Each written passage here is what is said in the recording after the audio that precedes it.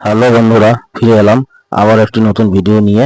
এটি একটি আউজা 120 ওয়াটের অ্যাম্প্লিফায়ারটি পাওয়ার লাইনটি ডিস্টার্ব আছে, পেছনে কর্ডটি লুজ মারছে। এখন কর্ডটিকে খুলে একটি কেটে বাদ দিয়ে ছোট করে লাগিয়ে দেওয়া হবে, কারণ এটি কোম্পানির কেবেল আছে, চট করে খারাপ হয় না। এখন কর্ডটিকে কেটে নেওয়া হচ্ছে।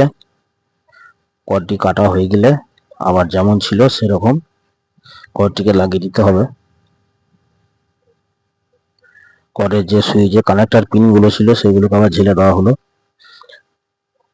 এবং কর্ডটিকে লাগিয়ে দেওয়া হচ্ছে। কর্ডের যে গ্ল্যান্ডের লকটা আছে সেই লকটিকে লাগিয়ে দেওয়া হলো এবং যেটা আর্থিং এর কানেকশন আছে সেটাকে ঝেড়ে দিয়ে টাই দিয়ে বেঁধে দেওয়া হলো। ফিউজ গ্রিপটা একটু লুজ ছিল, ওটাকে টাইট করে দেওয়া হলো এবং একটি নতুন ফিউজ লাগিয়ে দেওয়া হলো। তো এখন মেশিনটি পাওয়ারটি চলে এসছে,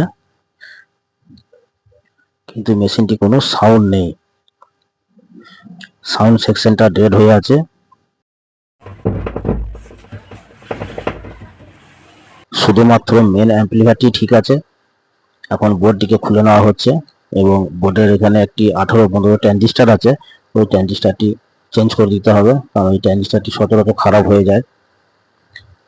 ট্রানজিস্টারটি চেঞ্জ করে দেওয়া হলো এবং প্রি অ্যাম্প্লিফায়ার ভোল্টেজটি ঠিক নেই, ওই জন্য হয়তো মেশিনটি বাজছে না। তাই এখানে রেগুলেশন সেকশনটা দেখতে হবে।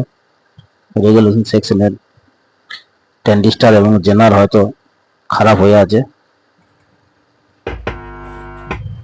ট্রানজিস্টারটি পাল্টে দেওয়ার পর যে মেন গেন সেটা ঠিক হয়ে গেছে এবং মেশিনটির সাউন্ডটি চেক করা হচ্ছে।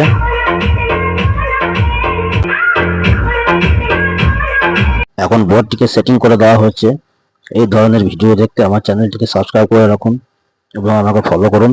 এবার সাউন্ডটিকে ফাইনাল চেক করছি, শুনুন।